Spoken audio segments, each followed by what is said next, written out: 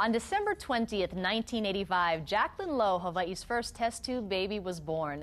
Back then, parents Janice and James Lowe found out about the new in vitro fertilization process of uniting the sperm and egg in a petri dish from a newspaper article.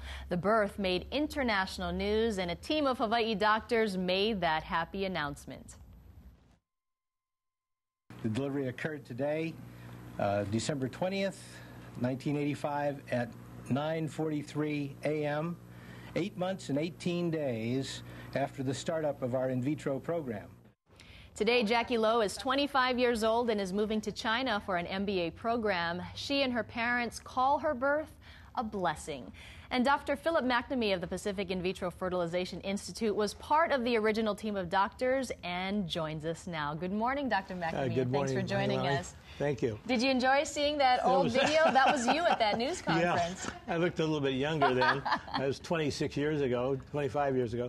Well, today I brought you a petri dish. Oh, wonderful. That Jacqueline Lowe would have been in, and it's a very small little thing, and there's a little drop of media in there, and there's a sperm and an egg together growing in this. Wow, and that was considered so groundbreaking back then, well, and you guys, you could tell the elation. Take us back to that time when you were announcing that news. Well, we were the 29th clinic to start in the United States, and we went back to get a lot of training to do this, and it was pretty exciting because there were only a few babies born at that time. So we were early. We weren't the groundbreakers, but we were early. And for our little state to have in vitro fertilization was really a lot of fun for us. Now, the Lowes told me that back then, for going through the entire in vitro process, Janice actually had to go to Kapiolani Hospital at 2:30 in the morning every single day for 4 months to get these timed hormone shots.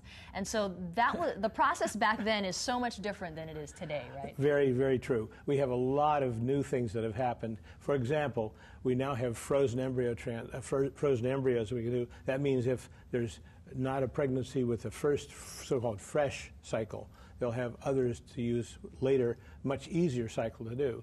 And then we have other things. ICSI, intracytoplasmic sperm injection, where you take one sperm, inject it into one egg, was developed, and very powerful for male factor.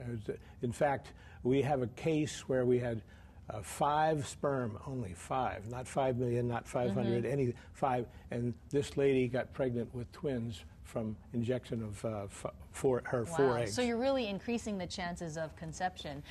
Take us, back to that time, because the Lowes said that all of the doctors were just hovering around her, and then once Jackie was born, doctors would continue to call her and make sure that she was okay. So were you all nervous about her well-being back then?